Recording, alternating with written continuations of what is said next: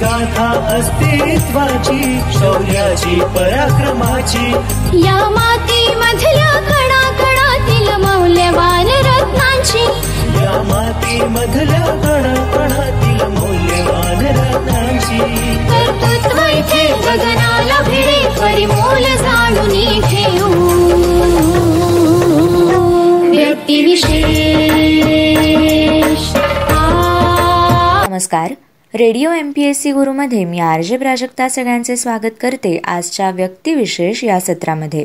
आजचे व्यक्तिविशेष आहे सुरेंद्रनाथ बॅनर्जी, थोर अखिल भारतीय नेते व अखिल भारतीय राष्ट्रीय काँग्रेसचे एक संस्थापक म्हणजे सुरेंद्रनाथ बॅनर्जी।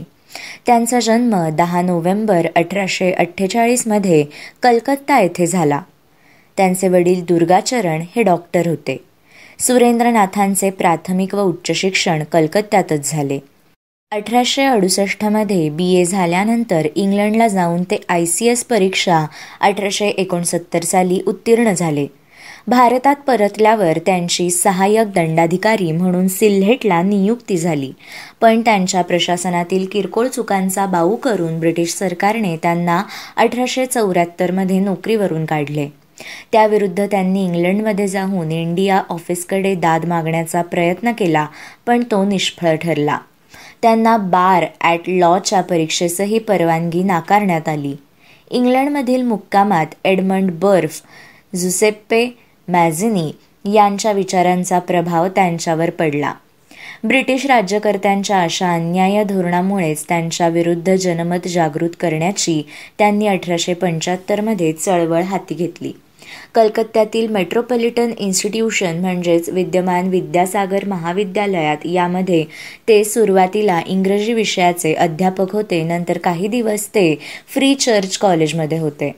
पुढे त्यांनी रिपन महाविद्यालय म्हणजेच विद्यमान सुरेंद्रनाथ महाविद्यालय स्थापन केले।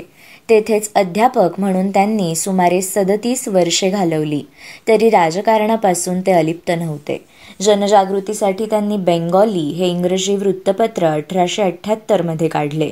त्यातून त्यांनी सुमारे 50 वर्ष सातत्याने लेखन केले।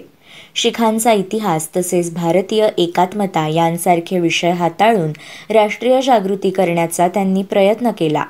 त्यांच्या वक्तृत्वाचा तत्कालीन बंगाली तरुणांवर व विशेषतः ब्राह्मो समाजातील अनुयायांवर एवढा परिणाम झाला की ते सुरेंद्रनाथांच्या चळवळीत सहभागी होऊ लागले। सुरेंद्रनाथांनी इंडियन असोसिएशन ही संस्था 26 जुलै 1876 मध्ये स्थापन केली आणि तिच्या प्रसारार्थ भारतभर दौरा काढला। बेंगॉली या वृत्तपत्रातून कलकत्ता उच्च न्यायालयाची बदनामी केल्याच्या आरोपाखाली त्यांना अटक करण्यात आली। तेव्हा देशभर हरताळ व निषेधाच्या सभा झाल्या। भारतीय सनदी सेवा परीक्षेचे किमान वय 21 वरून 19 वर आणण्यास त्या आल्याने होणाऱ्या अन्यायाविरुद्ध त्यांनी भारतभर प्रचार केला। सुरेंद्रनाथांनी इंडिया असोसिएशनतर्फे डिसेंबर 1883 मध्ये राष्ट्रीय सभा कलकत्त्याला बोलावली। यानंतर दुसरी सभा 1885 मध्ये कलकत्त्यातच घेण्यात आली। राष्ट्रीय काँग्रेसचे ते दोनदा म्हणजेच पुणे 1895 तर अहमदाबाद येथे 1902 ला अध्यक्ष झाले। सुरुवातीपासून ते मवाळ पक्षात होते। बंगालच्या फाळणीला त्यांनी कडाडून विरोध केला आणि बहिष्काराचा जोरदार पुरस्कार केला।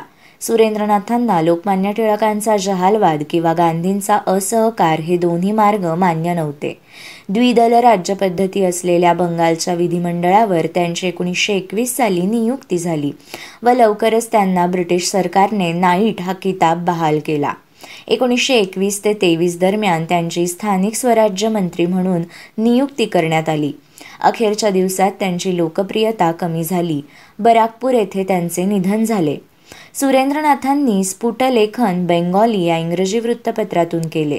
त्याशिवाय त्यांनी a nation in making, being the reminiscences of 50 Years of public life या शीर्षकाने आत्मचरित्र 1925 साली लिहिले.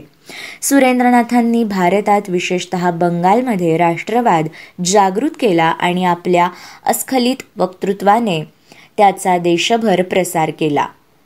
त्यांच्या कार्याचा उचित गौरव त्यांना बंगालचा अनभिषिक्त राजा ही उपाधी देऊन बारिसाल करण्यात आला. मित्रांनो, हे होते आजचे व्यक्तिविशेष सुरेंद्रनाथ बॅनर्जी. अशाच महत्त्वपूर्ण व्यक्तिविशेषांसाठी stay tune to radio MPSC Guru. आमच्या या कार्यक्रमाचा फीडबॅक देण्यासाठी तुम्ही आम्हाला व्हॉट्सॲपवर मेसेज करू शकता. त्यासाठी आमचा व्हॉट्सॲप नंबर आहे 8698869880 अर्थात 8698869880. मित्रांनो, ऐकत रहा radio MPSC Guru, spreading the knowledge, powered by spectrum academy. Company सुरू केली होती. ती आज जगातील सर्वात प्रभावशाली आणि महाबलाढ्य सॉफ्टवेअर कंपन्यांमध्ये गणली